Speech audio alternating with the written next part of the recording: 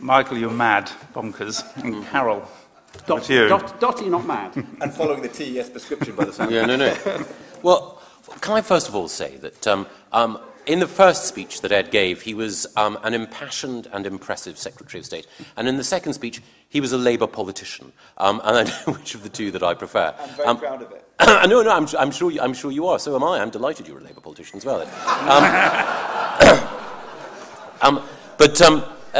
One thing I just wanted to say about both David and Ed is that we're now in election season. And both David and Ed have a mission. In David's case, I suppose it's one that he takes up with a degree of reluctance, but does with style and elan. In Ed's case, I suspect it's one that he probably approaches with a slightly greater degree of relish. And in both cases, what they have to do is to draw vigorous dividing lines between each of us. And that's fair enough. That's what happens in politics. I won't bother attacking either of their positions. I just wanted to raise a couple of things.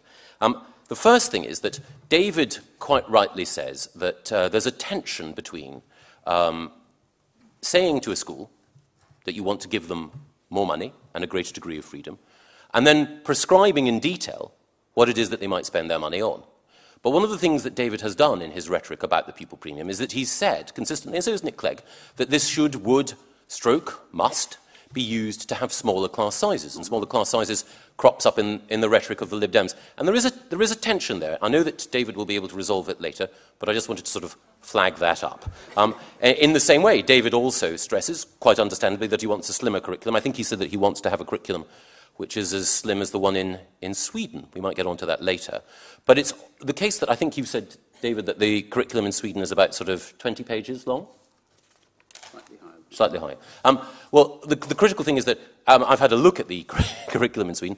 It's actually more than 80 pages long, but in David's curriculum, which he says he wants to have just about 20 or 30 pages long, he will also prescribe in great detail, maybe it's the right thing to do, but in great detail, how we should teach PSHE and sex and relationship education. So again, there's a tension between David's broader rhetoric of freedom and then when there are causes which are dear to his heart, and understandably and admirably so, his desire, both on smaller class sizes and on sex and relationship education, to be every bit as prescriptive as, Gerard Kelly. So in that sense, there's a tension there as well. With Ed, the point that Ed makes about the problems that we have with accountability and the need to move to school report cards. One of the things that worries me is the way in which, over time, more and more of our accountability measures are no longer working effectively.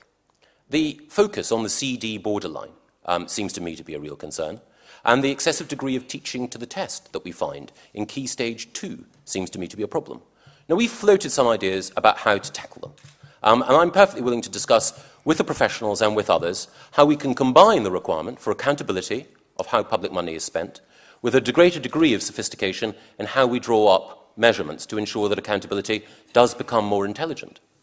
But I haven't seen anyone outside the Labour Party enthusiastic about Ed's school report cards so far, and I haven't seen anyone outside the government willing to defend the current league tables, which lead not just to an overconcentration on the CD borderline, but also to a massive increase in the number of people, and David did touch on this earlier, doing subjects, or rather examinations like the OCR Nationals. So what's your policy, Michael?